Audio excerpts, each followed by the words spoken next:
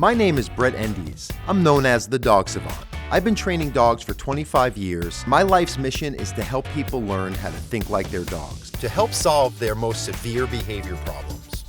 In all these years training over 15,000 dogs, there's one thing that I've learned. People need to learn how to understand their pets. And I'm gonna help you learn to do that.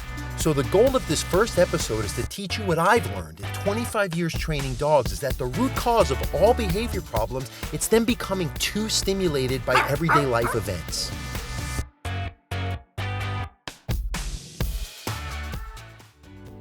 Since I was a kid, I found that I was most comfortable when I was around dogs. Anytime I was around other people's dogs, the adults would note that, boy, you know, when this kid shows up, these dogs are really a lot calmer. They tend to listen to him. It was always discovered that when I was around dogs, they would act differently. Good, better, or worse, there was a change in them when I'd show up. And what we found out that was my gift. That was what I was meant to do. Fast forward to I was 18, 19 years old, I started a dog walking business. I wanted to be able to influence these dogs. I wanted to make some real change. One of the main things that I teach my clients is how to see and relate to a dog as a dog. And that doesn't demote them. It doesn't mean that they're less than we are. It just means that they're different and their experience of life is different. So we have to relate to that using more empathy. Once you do that, your actions, your training techniques, your awareness is all stemming from that place. We've lived in a symbiotic relationship with dogs for thousands of years. We as humans have a special interconnectivity with them. And what I found in my work, we have to understand our dogs based upon the original relationship we had with them. What creates a disconnect between dogs and humans is that humans are more emotional-based thinkers. We tend to see what the mind's eye projects based upon our own individual wiring, our experiences in life, our upbringing.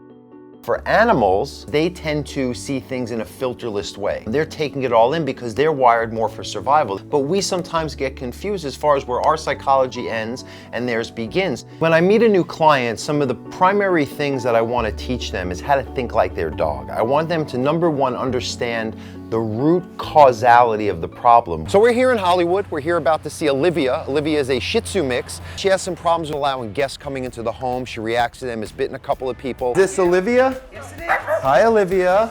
She hears noise. Noise triggers something in her, and she barks. He's constantly being woke up at night. It sucks. What's going on is Olivia's getting too stimulated by everyday life events. To her, it creates this deep level of insecurity where she literally loses consciousness. She just gets too overloaded. What we have to do at times like this is create a sensory filter and get her to feel this more in the moment, this more present state of being, this sensory organization versus this thinking about 10, 20 thoughts all at once, which is what's creating this reactivity.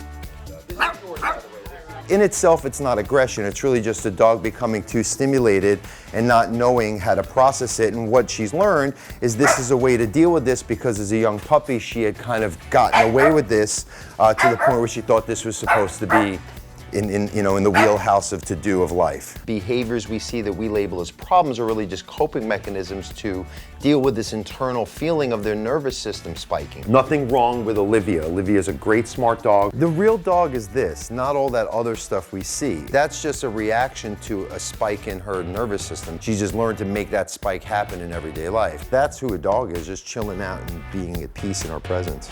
Whether it be separation anxiety, reactivity, aggression, across the board, even a dog that's running away from you, they're just getting too stimulated and the sensory overload is getting the best of them. In this web series, what I'm going to teach you is that no matter what your dog's behavior problem is, how severe, what their history is, or where they came from, you too can help resolve even the most severe dog behavior problems. Because once you start seeing the world through your dog's perspective, the problems just begin to disappear.